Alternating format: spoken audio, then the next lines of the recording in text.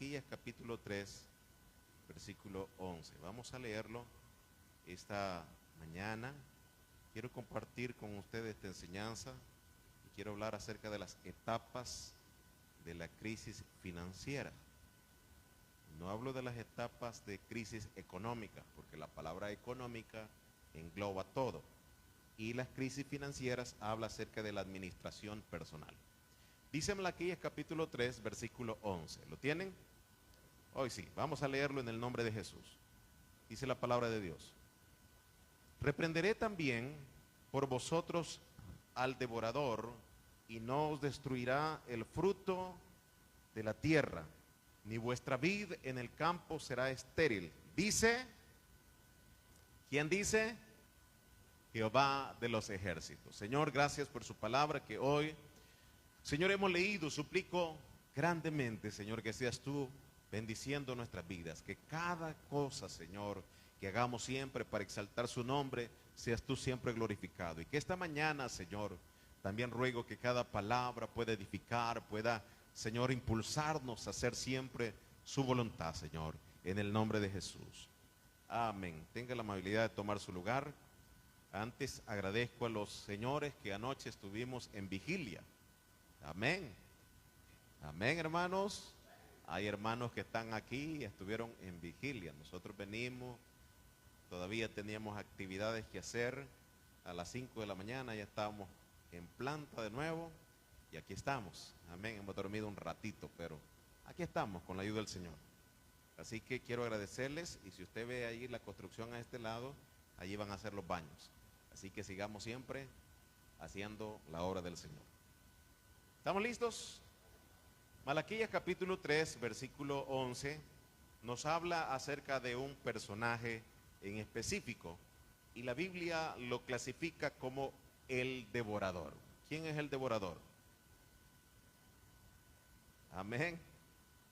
Vamos a aprender de eso hoy, esta mañana. ¿Le parece? El profeta Malaquías ministra en un tiempo llamado post-exílico en Israel. O sea, él está hablando después que Israel regresa de la cautividad babilónica. Recordemos que el pueblo de Israel estuvo en cautiverio 70 años en Babilonia. Cuando ellos regresan, el profeta Malaquías empieza a hablarle a este pueblo de Israel.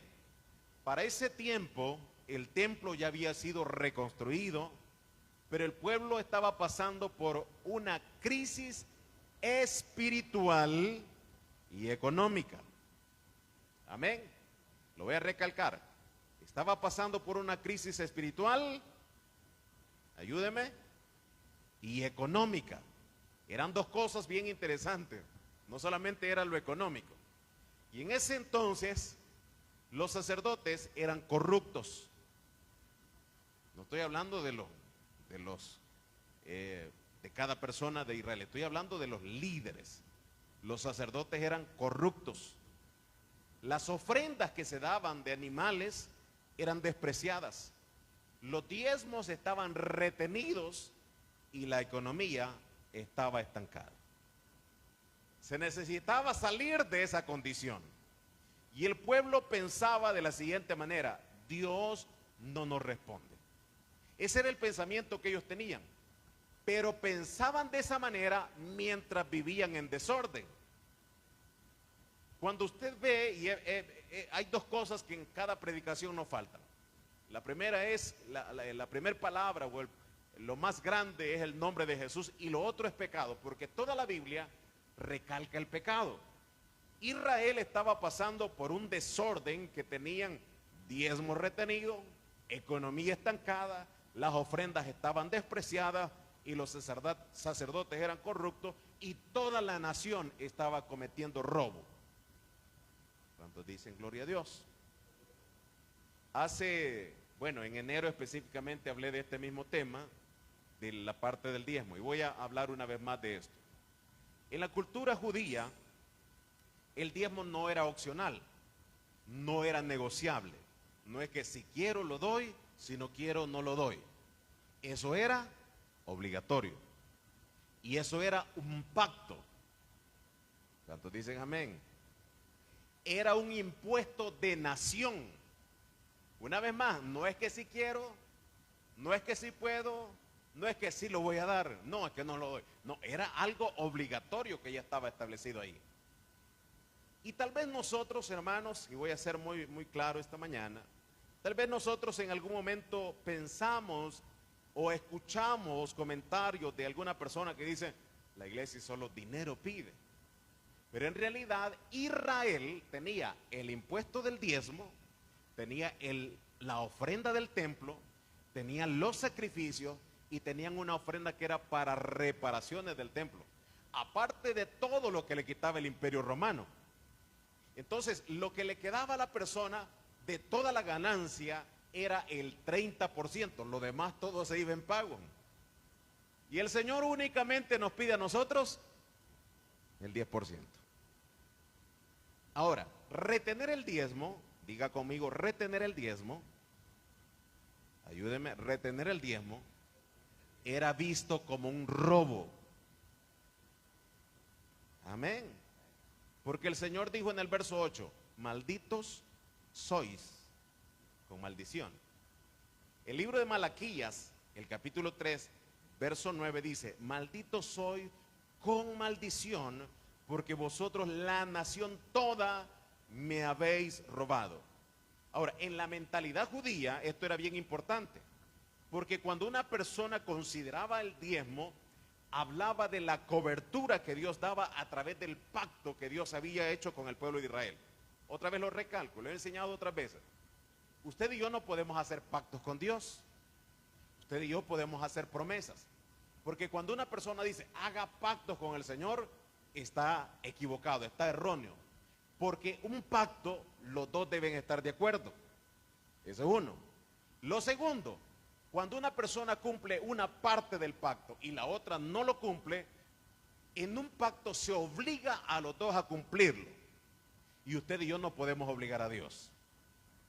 Amén. Porque Él es absoluto en su soberana voluntad. Ahora, en la mentalidad hebrea, cuando se hablaba del diezmo y que no se hacía, la persona, y présteme atención a esto, quedaba expuesto a consecuencias naturales y espirituales. O sea que ya no tenía una protección. Y vamos a ampliarlo eso más adelante. Así que présteme un momento su atención. Y activar lo contrario de la bendición. Cuando una persona no lo daba, estaba activando lo contrario de la bendición, porque el diezmo era una promesa. El diezmo no nació en la ley. El diezmo nació en la promesa. Cuando una persona dice, no, enseñan diezmo y eso todavía está en la ley. No nació el diezmo en la ley, nació en la promesa. Y pasó a la dispensación que vivimos hoy, la dispensación de la gracia. Hebreos 7 es bien claro para hablar de esto. Ahora, cuando Dios hablaba de que una persona quedaba expuesta, quedaba sin cobertura y quedaba sin la bendición, no es que Dios quisiera destruir a una persona, sino que sin la obediencia se pierde la protección divina. ¿Cuántos dicen amén? ¿Quiere conocer al devorador? No, en la Biblia. Vamos a conocerlo en la Biblia. Amén, en la Biblia. Malaquías capítulo 3, versículo 11, representa al devorador con plagas, con crisis económica, con pérdidas constantes y con todo agente que consume el fruto del trabajo. Eso drena, consume y destruye la provisión. Pero quiero que me acompañe a su Biblia para que usted vea al devorador. El libro de Joel, capítulo 1, verso 4. Vamos a nuestra Biblia. Aquí en Joel, capítulo 1, verso 4, nos muestra cómo el devorador opera. Y espero que esta mañana usted venga con sus oídos muy atentos a lo que Dios quiere hablarnos. ¿Lo tiene? Joel capítulo 1, verso 4 dice, lo que quedó de la oruga comió el saltón, y lo que quedó del saltón comió el revoltón, y la langosta comió lo que del revoltón había quedado? 4 cosas: oruga, saltón, revoltón y langosta. El pueblo judío, conocemos que lo fuerte de ellos eran las vides, donde se cultivaban uvas, también estaban las higueras, pero las orugas llegaban y se comían las hojitas tiernas. ¿Ya ha visto eso usted en los cultivos? Las orugas no tienen la capacidad de comerse raíces, sino que se van a lo más tiernito. Luego aparece el revoltón, que empieza a comerse la hoja en sí, el saltón. Luego aparece el revoltón, que empieza a comerse lo más grueso. Y por último aparece la langosta, que esa no deja nada. Entonces, el cultivo en el tiempo antiguo, por eso dice la Biblia que el cultivo quedaba destruido por completo. Porque la gente, el fuerte de ellos no era el trabajo así como se desarrolla hoy. El fuerte de ellos era el trabajo agrícola. Y del trabajo agrícola ellos apartaban un diezmo y lo llevaban al alfolí. En el tiempo antiguo el alfolí eran graneros, porque la gente cultivaba granos. Y también había la cualidad de que si una persona podía llevar dinero, llevaba el dinero. Eso no tenía ningún problema. Pero cuando hablamos de este devorador, no destruye de golpe, va destruyendo etapa por etapa. ¿Cuántos dicen gloria a Dios? Ahora, vienen las etapas de crisis financieras y vamos a hablar primero de la oruga. ¿Le parece? ¿Estamos listos? La primero vamos a hablar de oruga. Son 4 etapas. La oruga. Esto es el inicio del daño. Es lo superficial. Como ya dije, ataca las hojas tiernas, raspa y debilita la planta. No lo destruye del todo, pero ya quedó la hojita comida por ahí. Ese es el primer golpe que da la oruga a la planta. Y el cultivo todavía está ahí en pie, pero está vulnerable. Cuando hablamos de esto y lo aplicamos a la vida espiritual, la oruga es el descuido silencioso financiero que nosotros tenemos. Gloria a Dios. Cuando se deja de diezmar poco a poco. Gloria a Dios por el silencio. Cuando se deja de diezmar poco a poco. Cuando se justifica, hermano, eso a mí no me alcanza, lo que yo gano no me alcanza. Si no me alcanza para mí, ¿cómo voy a estar dándole a alguien más? Gloria a Dios. Yo sé que van a estar así calladitos y es bueno porque estamos aprendiendo. Y estamos en la primera etapa. Espere que faltan 3 más. Cuando la persona dice, después lo doy, hoy lo voy a tomar. Y algunas veces tenemos el lugar donde guardamos el diezmo, tomamos de ahí y decimos, después lo voy a dar, no tiene ningún problema, después lo voy a dar. La Biblia habla de que se tiene que agregar la 5ª parte después cuando lo da.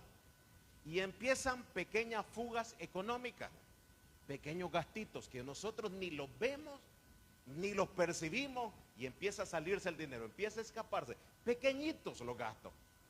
Pero nosotros todavía nos consideramos que estamos bien. Y empieza el daño, se debilita la estabilidad económica. Desde el momento en que nosotros pensamos, bueno, no me alcanza, después lo voy a dar o no doy nada, empieza a debilitarse la estabilidad económica. No sé si usted lo ha experimentado, pero hay temporadas de que usted y yo estamos tranquilos, que tenemos y estamos bien, aún hasta en el banco hay un poquito ahí guardadito para emergencia, o lo tenemos en cualquier lugar para una emergencia. Amén. Pero cuando el daño empieza, se pierde la disciplina financiera. Aún no es visible, pero ya empezó a deteriorarse, porque se empezó a comer los cojitos, las hojitas tiernas. Segundo, el saltón. ¿Seguimos acá? El saltón ya es un consumo más agresivo, porque devora las hojas más grandes. Empieza a dejar las plantas casi desnudas. Y oiga esto, reduce, estoy hablando desde el punto de vista natural, reduce en la planta la capacidad de fotosíntesis. ¿Qué significa fotosíntesis? Es un proceso natural mediante el cual las plantas producen su propio alimento. se pierde la capacidad de producir el propio alimento cuando usted y yo dejamos de dar. Amén, hermanos. Ahora aquí ya hay una pérdida visible, porque en la etapa del saltón hay una reducción visible y la economía empieza a resentirse. El dinero ya no nos alcanza, el dinero ya no rinde. Aparecen gastos inesperados, que me cortaron la energía, que el carro se arruinó, que en la escuela están pidiendo esto, y empieza a aparecer uno, otro y otro gasto, y ahí el ahorrito que teníamos ya se lo llevó el saltón.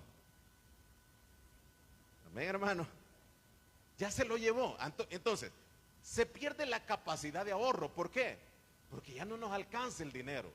Estamos en la etapa 2 ahorita. Ya no nos alcanza. Y decimos, ¿y cómo hago? ¿Y qué pasa? Y cuando recordamos que hemos fallado en el diezmo, no, eso no tiene importancia, no tiene relevancia. Y entonces empieza a aparecer una serie de gastos inesperados. Y el ahorrito se terminó. Entonces empieza la disminución de recursos y la persona empieza a estresarse. ¿Y qué hago para tener más? Quizás voy a trabajar más tiempo, o voy a agarrar este otro trabajito, o voy a hacer esto, voy a continuar acá. Y empezamos a pensar de una y mil maneras qué más hacer para recibir dinero. Gloria a Dios, hermano, no se me está durmiendo, ¿verdad? Entonces, aquí la persona empieza con la frase, no me alcanza. ¿Cuántos hemos dicho no me alcanza? Amén. Tercero, el revoltón. Estoy hablando del punto de vista natural. Hay un daño profundo y persistente. Ataca lo que queda, o sea, los brotes, los tallos, se meten en las partes más resistentes, impide la recuperación del cultivo y la planta ahora empieza en un estado crítico. Estoy hablando de que la oruga empieza su evolución y según cómo va comiendo, va creciendo. Eso representa al devorador. Empieza por poquito y empieza terminándose todo. Y entonces aparece la etapa del revoltón es un desgaste profundo, una crisis interna. Las dudas comienzan a acumularse, pero ¿y qué pasó? Se vive al límite. ¿Cuántos dan gloria a Dios? La persona vive al ras de su economía. La persona ya no puede gastar, él tiene contadito hasta los centavos porque está viviendo al límite. Y si compra una libra de sal, no compra una libra de frijoles. Amén. Entonces se está viviendo en un límite. Y ahora empieza una ansiedad constante. ¿Y qué voy a comer mañana? ¿Y qué le voy a dar a los hijos? No tengo para la escuela, no tengo para la universidad, no tengo para esto, no tengo. Y empieza la crisis y el estrés y la ansiedad empieza a acumularse y empieza a afectar la paz emocional, que ya no se le puede decir nada en la casa porque está estresado. Si supiera, mujer, los problemas económicos que tengo, no me estés preguntando nada, ni me estés pidiendo nada. No sabes la crisis que estoy pasando. ¿Por qué? Y la pregunta, ¿por qué? Y ahora se rompe la estabilidad familiar. Estoy en la tercera etapa. Se rompe la estabilidad familiar. La esposa le dice, mira, hijo, o viejo, o ¿cómo le llame? O amor, vamos a comernos una pupusa. Si supieras que es lo único que tengo para el pasaje. Amén, hermano. Si supieras que ya ni me alcanza y estás pidiendo gusto, tal vez el otro mes. Y de repente, en medio de todo eso, hijo, se acabó el gas. Amén. Hijo, ya no hay comida. Y empieza a desesperarse, a estresarse, a preguntarse qué sucede, pero todavía no hay reacción. Y la economía ya no está solamente afectando el bolsillo, ahora ya empezó a afectar el alma. Ahora la persona empieza a tener pensamientos de enojo y a decir, yo no sé cómo es que la gente dice que Dios es un Dios que bendice y miren en la crisis que hay.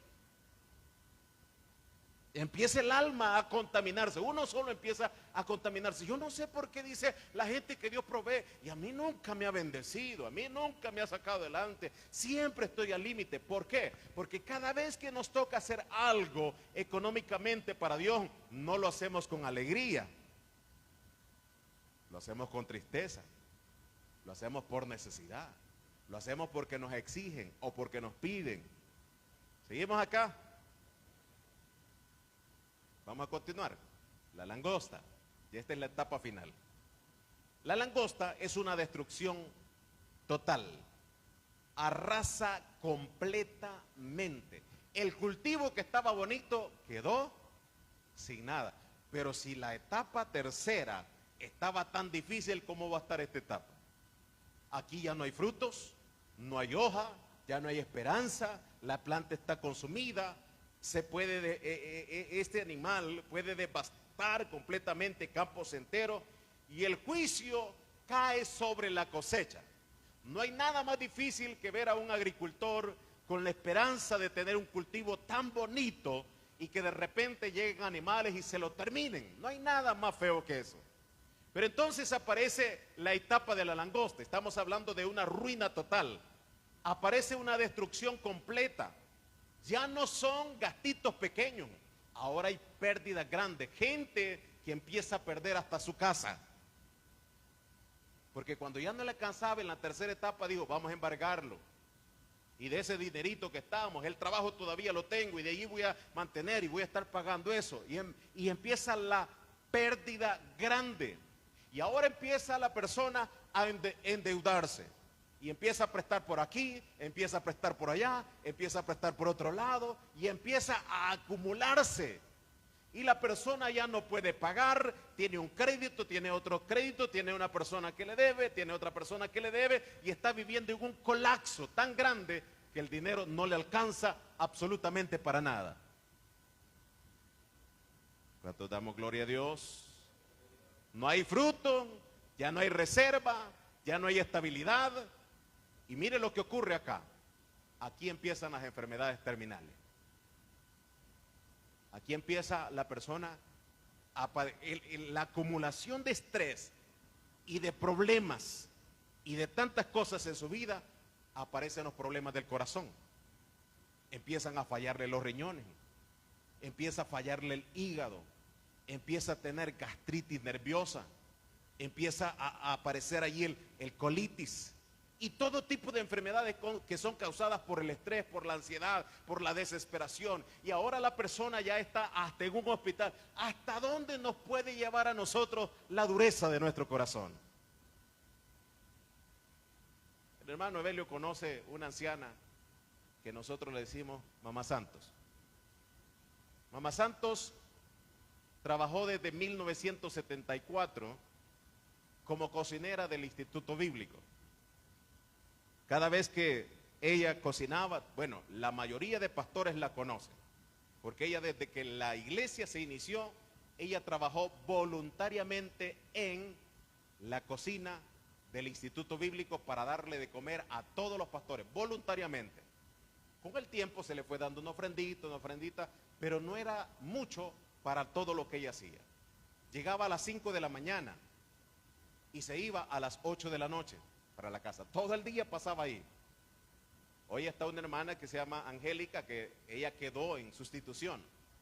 Pero lo que quiero contarles es que Mamá Santos, cada vez que los pastores llegaban, ellos hacen una fila para comer y ella ponía orden a la hora de la comida. Cuando yo veía a la anciana en la noche, yo le decía, Mamá Santos, le voy a ayudar a hacer limpieza en la cocina. Vaya hijo, yo lo hacía con la intención que fuera a descansarse por lo menos una hora antes. Esa era mi idea. Más Santos, le voy a ayudar a limpiar aquí. Limpiaba. Vaya hijo, gracias, ya me ahorraste un poquito de tiempo. Y un día llego al cafetín y le digo, regáleme una Coca-Cola de lata. Y me dice con estas palabras, algunos ya se los he contado. Hijo, tú no eres fiel en los diezmos. Y le digo, sí, soy fiel en los diezmos. Sí, yo lo doy. Tú no eres fiel en los diezmos. ¿Por qué? Le dije. Porque la Biblia dice, todo lo recibido de tu mano, de eso te damos.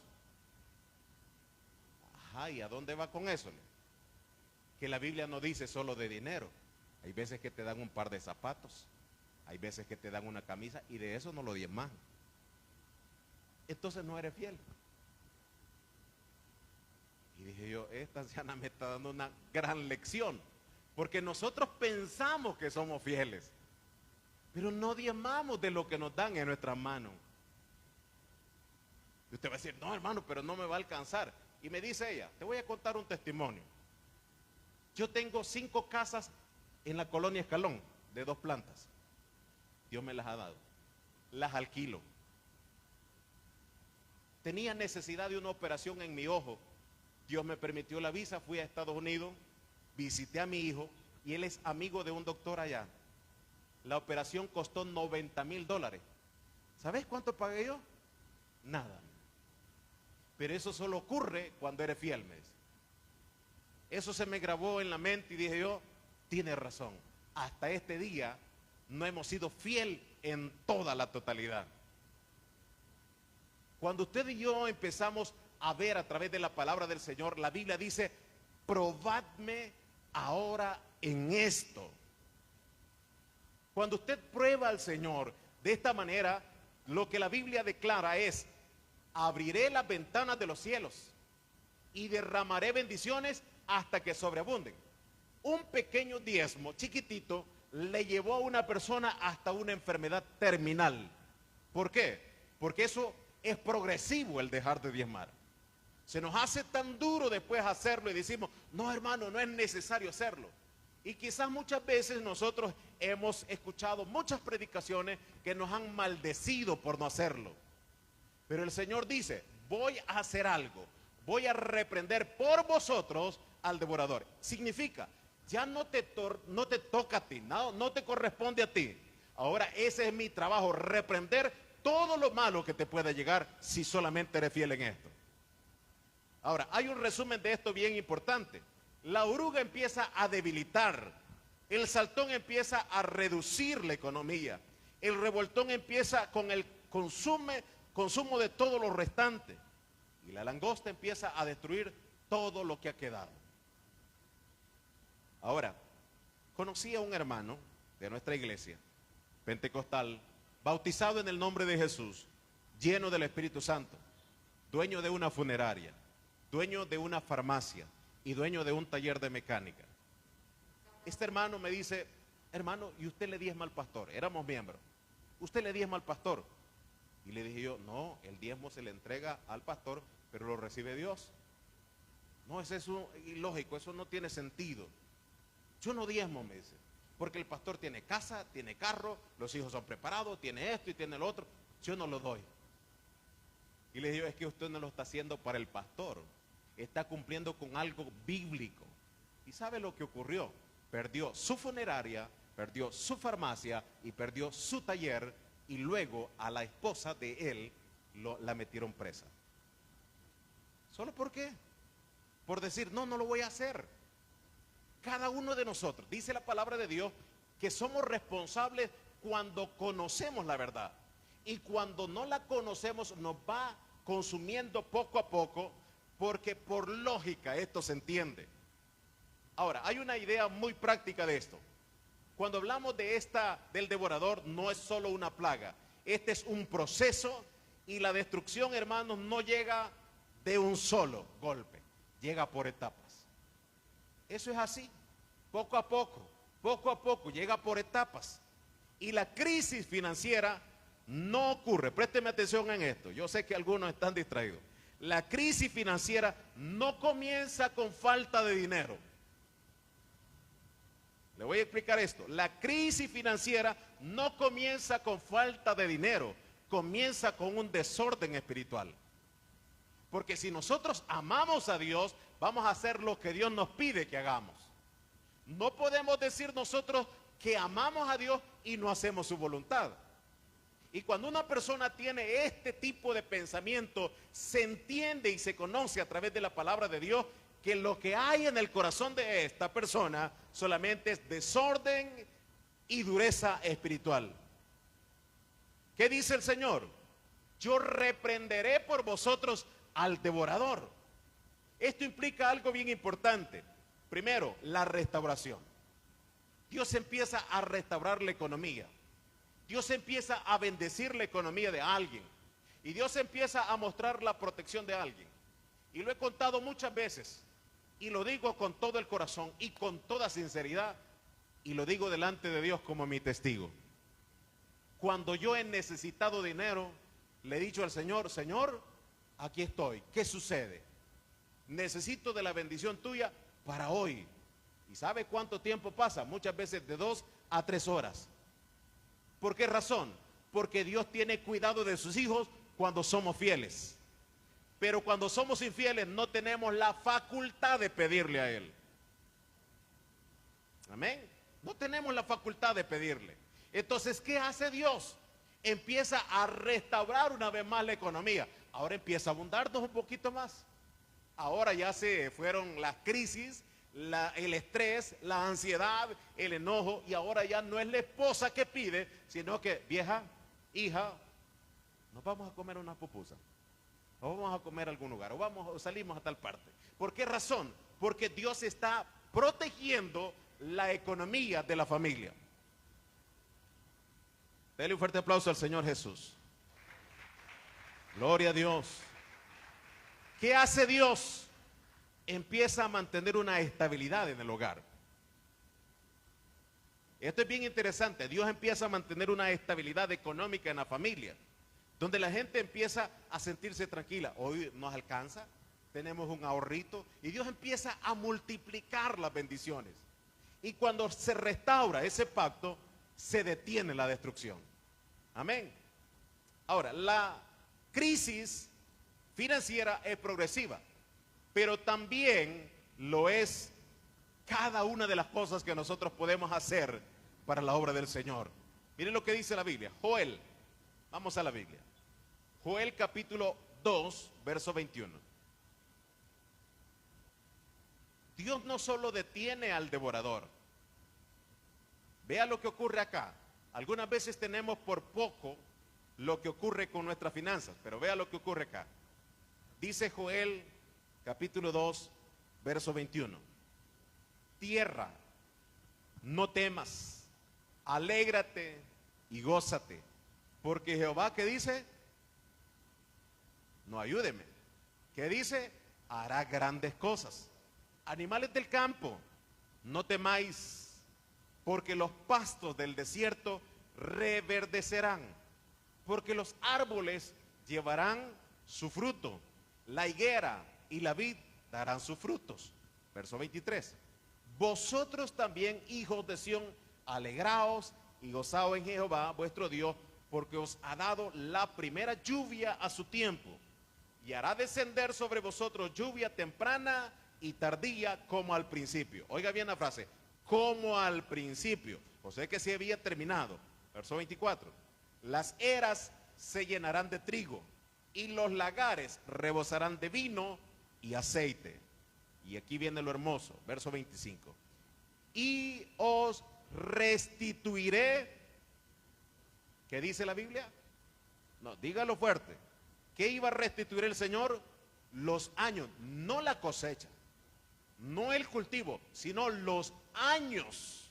O sea que si fueron 10 años de calamidad, Dios lo puede restituir en un mes. Dice, restituiré los años que comió la oruga, el saltón, el revoltón y la langosta. Y aquí dice el Señor lo siguiente: mi gran ejército que envié contra vosotros. ¿Quién lo envió? Lo envió el Señor. ¿Por qué razón? Por la infidelidad que muchas veces tenemos delante de Dios. Ahora, dice acá, verso 26.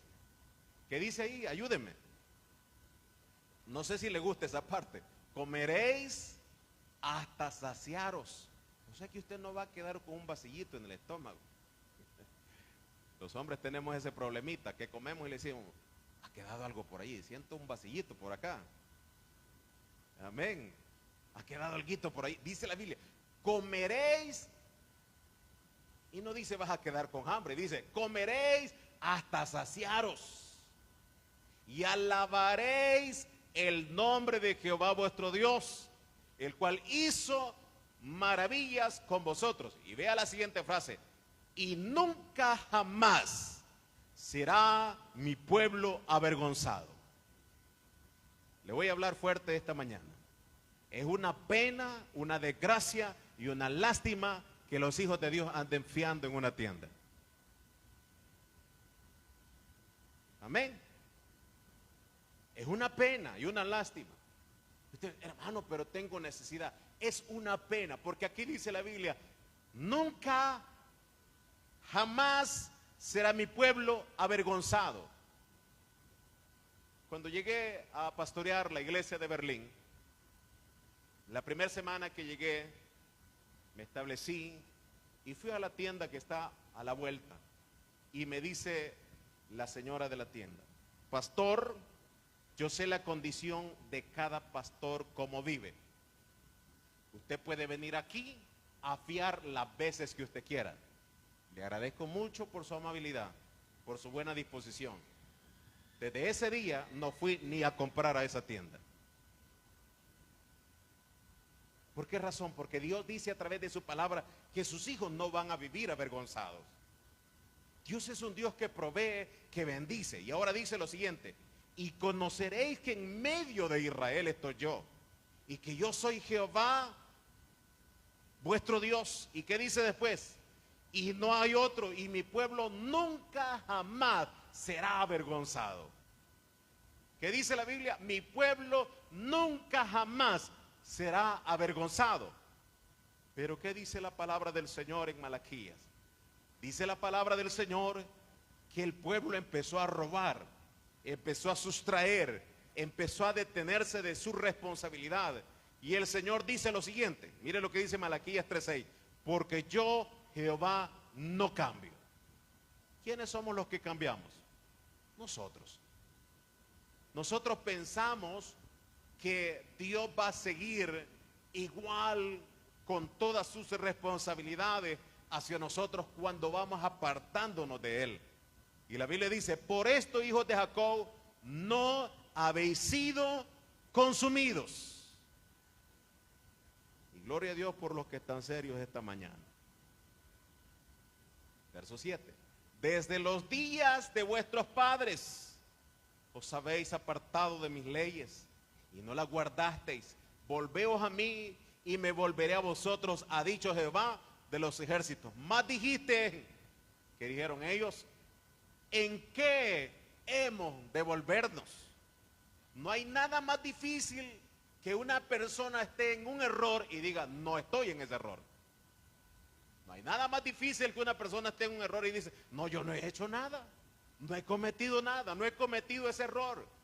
Y ahora le hace la pregunta el profeta, y a través de nuestro Dios hace la profeta: hace la pregunta, ¿robará el hombre a Dios? Y aquí declara: pues vosotros me habéis robado. Y dijiste, eso es una pregunta irónica, ¿en qué te hemos robado? ¿Cómo es posible que no nos demos cuenta de lo que hacemos? Y dice la Biblia: en vuestros diezmos y ofrenda. No dice solo diezmo, también dice ofrenda. Hagamos a un lado el diezmo y la ofrenda, porque sé que me está viendo raro. Hagamos a un lado el diezmo y la ofrenda, porque sé que la raíz de todos los males es el amor al dinero. Pasémonos al verso 6 y al verso 7. ¿Qué dice la Biblia ahí? El diezmo y la ofrenda es importante, pero también es importante buscar a Dios con todo el corazón. Porque hay gente, usted no me lo va a creer, hay gente que no es cristiana y diezma, y no por eso va a ser salvo. Va de la mano el servir a Dios, va de la mano diezmar, va de la mano ofrendar, y según lo que dice Joel, va de la mano darle alabanza a nuestro Dios. Porque muchas veces pensamos, bueno, voy a dar esto a Dios y con esto ya tengo la salvación comprada. No funciona así. No sirve de esa manera. Cuando usted y yo decimos, bueno, voy a alabar a Dios, voy a darle la gloria a Dios, voy a bendecir el nombre del Señor, voy a hacer todo, entonces también voy a cumplir con la parte financiera. ¿Qué hace Dios? Empieza a bendecirnos. Le voy a dar una tarea. En Apocalipsis, habla las dimensiones de la Nueva Jerusalén. Vaya a su casa y empiece a hacer cuentas cuánto mide la Nueva Jerusalén en kilómetros. Lean Apocalipsis, haga la cuenta y entienda lo que dice ahí: abriré las ventanas de los cielos. Las ventanas de los cielos no son como estas de pequeñas, no son así de chiquititas. Las ventanas de los cielos son grandísimas. Y dice el Señor: derramaré bendición hasta que sobre y abunde. ¿Quién es el que detiene entonces que la mano de Dios empiece a moverse? Somos nosotros. Porque lo que no se honra, el Señor dice: honra al Señor con tus, ayúdeme, pocos lo saben, honra al Señor con tus bienes. Y lo que no se honra, hermano, se pierde. Porque la Biblia dice: así como llegan las bendiciones, así se van. Muchos nos afanamos en tener tantas cosas, pero así como llegan las bendiciones, así se van. Pero si lo entregamos a Dios, ya no nos preocupamos nosotros. Es Dios el que se encarga de defender nuestra familia, nuestra economía, nuestra salud, la protección y todo lo que nos haga falta. Es Dios quien se encarga de eso. Y yo no sé si usted quiere un Dios así, pero tenemos un Dios tan bueno que Él no dice que va a restituir solo una cosecha o solo un poquito. Dice: restituiré los años que comió la oruga, el saltón, el revoltón y la langosta, mi gran ejército que envié contra vosotros, y nunca jamás será mi pueblo avergonzado. Nunca jamás. ¿Estamos aquí todavía? Nunca jamás. ¿Por qué razón? Porque nuestro Dios tiene el cuidado de nosotros. Ahora, termino con esta parte. Usted puede ser un hombre o una mujer que ofrenda y que diezma y que lo hace con todo el corazón. Y gloria a Dios por eso. Pero puede ser una persona que ofrenda y que diezma y que siempre vive en calamidad. ¿Por qué? Porque ahí entra la parte de administración personal. Dios nos deja a nosotros el 90% y lo que Él pide solamente es el 10%. ¿Qué hacemos con el 90%? Bueno, ya cumplí con el Señor, ya di el 10%, ya di el diezmo, así que hoy el 90% me lo gasto todo el siguiente día y espero el tercer día a que el Señor me vuelva a bendecir. No funciona así tampoco. Porque hay un hombre en la Biblia llamado José, que fue uno de los mejores administradores de las finanzas. Y oiga bien esto, y las finanzas no eran de él. Cuando nosotros aprendemos a administrar las finanzas, debemos darnos cuenta que todo lo que nosotros tenemos no es de nosotros. Ni la vida que nosotros tenemos nos pertenece a nosotros. Dios puede darle a usted 10 naranjas y de esas 10 naranjas usted debe apartar una. La pregunta es: ¿cuántas son de Dios? Las 10. No solamente una, porque Dios lo ha dado todo. Pero nosotros solo damos una pequeña parte de lo que Dios pide que demos. Ahora, usted va a decir: bueno, voy a hacerlo, voy a darlo, pero ¿qué beneficios obtengo? Algunas veces nosotros lo hacemos solamente para obtener beneficios económicos, pero Dios nos tiene a nosotros con buena salud. Amén. Dios nos tiene con buena salud. Dios nos tiene sanos, nos tiene tranquilos, nos tiene estable. Usted tiene una casita donde duerme tranquilo. Hay gente que no tiene. Cuando usted empieza a probar la misericordia de Dios, se va a dar cuenta que lo que usted da es mínimo para todo lo que Dios le ha dado. Hasta este día, hermanos, Dios no ha dejado de ser fiel en nuestra vida. Hasta este día su misericordia ha sido tan grande con cada uno de nosotros, que yo siempre le he recalcado, siempre le he dicho: algunas veces tenemos tanto dentro del refrigerador que decimos: hoy no sé ni qué comer, porque es un Dios que multiplica, es un Dios que bendice, es un Dios que provee, es un Dios que nos da a nosotros cuando nosotros le somos fiel a nuestro Dios.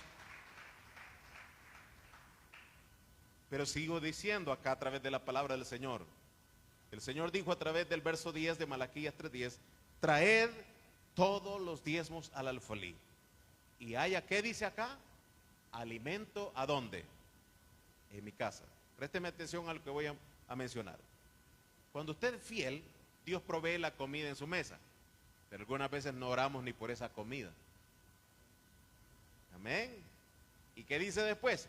Y probadme ahora en esto. No dice Malaquía, no lo dice Joel, dice Jehová de los ejércitos. Y dice acá, si no os abriré las ventanas de los cielos y derramaré sobre vosotros bendición hasta que sobre y abunde. El versículo que tocamos, reprenderé también. Ahora, no solamente está la bendición, no solamente está la comida, no solamente está la provisión del Señor, sino que reprenderé a aquello que quiera robarte la bendición. ¿Cuánto dan gloria a Dios? Reprenderé también por vosotros al devorador y no os destruirá el fruto de la tierra, ni vuestra vida en el campo será estéril, dice Jehová de los ejércitos. Pero sigamos leyendo. Y todas las naciones os dirán bienaventurados, porque seréis tierra deseable, dice Jehová de los ejércitos. Algunas veces nos preguntamos, ¿y por qué a tal hermano le va tan bien? Si yo lo conozco, viene de una crisis económica. ¿Por qué hoy tiene esto? ¿Por qué hoy tiene lo otro? ¿Por qué hoy tiene acá? Porque probó a Dios. Porque probó lo bueno que es dar a la obra del Señor. No solamente diezmos, sino también ofrendas. No solamente ofrenda, sino también alabanzas al Señor. No solamente alabanzas al Señor, sino también congregarnos. No solamente congregarnos, sino también guardar la palabra del Señor. Todo eso va de la mano. Cuando usted viene, lo hace con todo el corazón y da alabanzas al Señor, lo hace con toda entrega al Señor, entonces el Señor empieza a proveer para nosotros y dice que somos bienaventurados y la gente empieza a considerarnos tierra deseable. Y oiga lo que dice aquí, vuestras palabras contra mí, aquí viene lo duro, vuestras palabras contra mí han sido violentas, dice Jehová, y dijiste, ¿qué hemos hablado contra ti? Cada vez que usted hable mal de esto, sus palabras son violentas. Verso 14, habéis dicho, por demás es servir a Dios. ¿Qué aprovecha que guardemos su ley y que andemos afligidos en presencia de Jehová de los ejércitos? Decimos pues ahora, bienaventurados son los soberbios y los que hacen impiedad, no solo son prosperados, sino que tentaron a Dios y escaparon. Entonces, los que temían a Jehová, hablaron cada uno a su compañero, y Jehová escuchó y oyó, y fue escrito libro de memoria delante de él para los que temen a Jehová y para los que piensan en su nombre. Y termina acá la escritura. Entonces os volveréis, verso 18, y discerniréis la diferencia entre el justo y el malo, entre lo que sirve a Dios y el que no le sirve. Entonces empezamos, Dios empieza a proporcionarnos de su sabiduría, no solamente las bendiciones, la salud, sino de su sabiduría para empezar a discernir entre lo que es justo, lo que es bueno y lo que es malo. Y decimos, bueno, esto es bueno para el Señor. Y una vez más recalco, lo que no se honra, se pierde. Pero lo que se entrega a Dios, Dios se encarga de defenderlo. Tal vez nosotros, hermanos, pasamos por situaciones económicas. Hablaba con un hermano esta semana. Es un hermano que en todo Centroamérica, él se dedica a supervisar tiendas de electrodomésticos. Él va una semana a un país, a la otra semana a otro país y anda en varios países y me dice, pastor, no está tan fácil la situación económica. El año pasado en ventas nosotros hacíamos solo en una tienda $40,000. Hoy ha bajado $20,000. La economía va bajando. La situación económica no está tan bien ni estable para todos. Y le digo, tiene toda la razón. Es una realidad, la economía va bajando. Pero Dios, hermano, no desampara sus hijos. Dice la palabra de Dios que Él no ha visto justo desamparado, ni su descendencia que mendigue pan. Tal vez nosotros pasemos por situaciones difíciles económicas, pero empecemos a probar a Dios. Empecemos a probar qué bueno es nuestro Dios. ¿Y qué dice la Biblia? Dios no nos va a dejar a nosotros jamás avergonzados. Cuando una persona es así, Dios empieza a extender su mano de donde nosotros ni tan siquiera lo pensamos.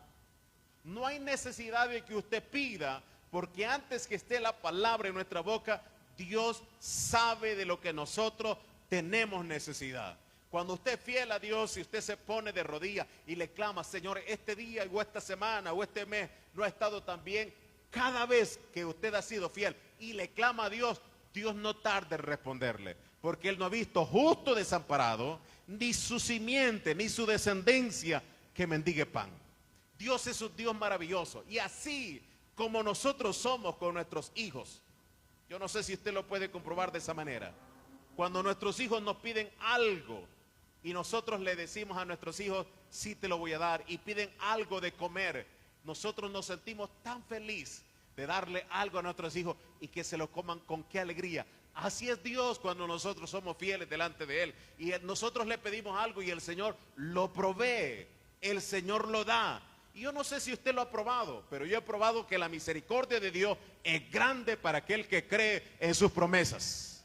Esas promesas, hermano, todavía siguen vigentes, todavía siguen firmes, todavía siguen estables, porque el Señor dice en Hebreos 13:8 que el Señor es el mismo de ayer, ayúdenme, y de hoy y por los siglos. Dios no ha cambiado.